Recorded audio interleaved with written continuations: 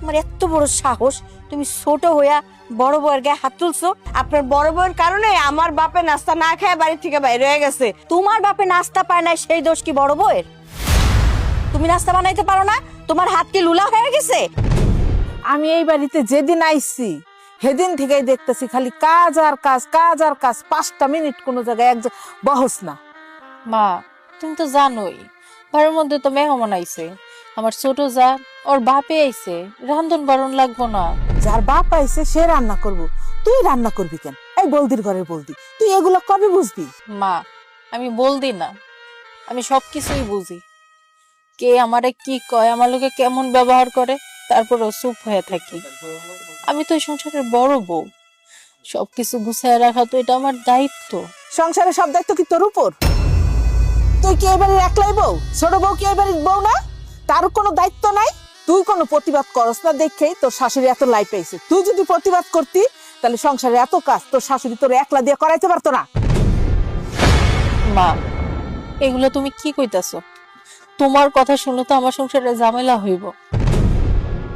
আমার এত সোনার সংসার, তোমার এইসব কথা শুনে তো আমি নষ্ট করতে পারবো না। একটা কথা কি মা জানো, একটা মায়ের যখন বিয়ে হয়ে যায় তখন তার কাছে স্বামীর বাড়ি সব কিছু হয়, আর বাপের বাড়ি তো পর হয়ে যায়।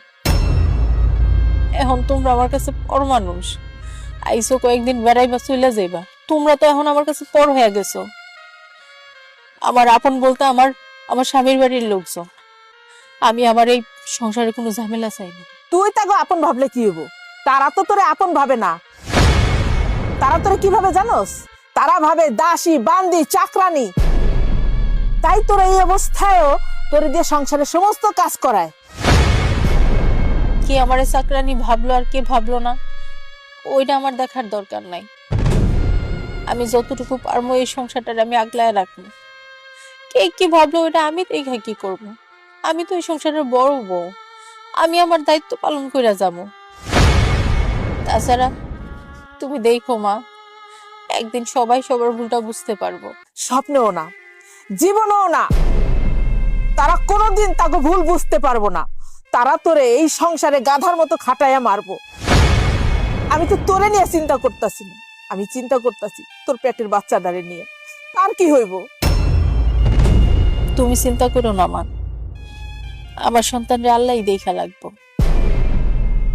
আর আমার বিশ্বাস একদিন সবার ভুলটা ভাঙবো, আমারে দিয়ে আর এত কাজ করাইবো না।